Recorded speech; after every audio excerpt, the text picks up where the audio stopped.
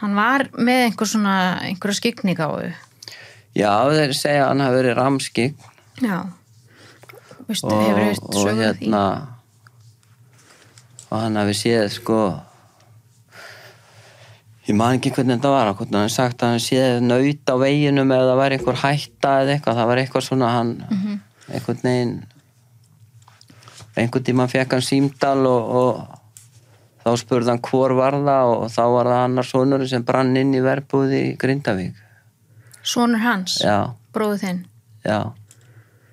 En þá sagði hann hvor var það, eins og hann hefði vitað. Skilur, það er fullt af svona, ég náttúrulega hef ekki persónulega reynslu af því. Nei. Þú með einhverja svona? Nei, ég held að systir mín sé snarskygn. Já.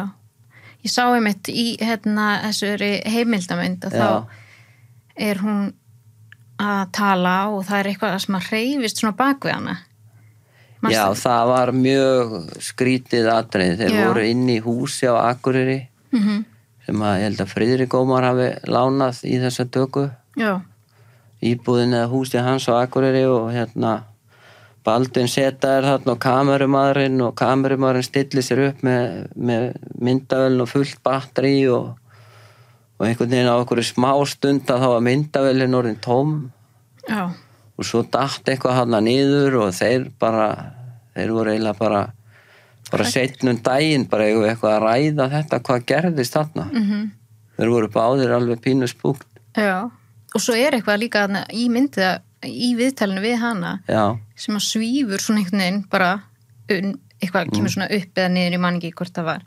Það var eitthvað sem datt þarna af einhverju hillu eða eitthvað, þetta var eitthvað svona pínu. Það var eitthvað, þetta var alveg spooky. Já. En það,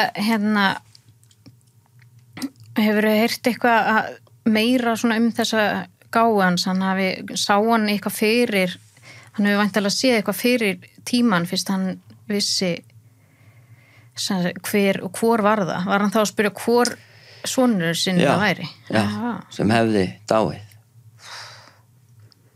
Það hefur náttúrulega verið alveg svakalegt. Hvað var hann gamall sá bróðin? Ég man það ekki. Nei. Ég náði sennilega aldrei að hitta hann.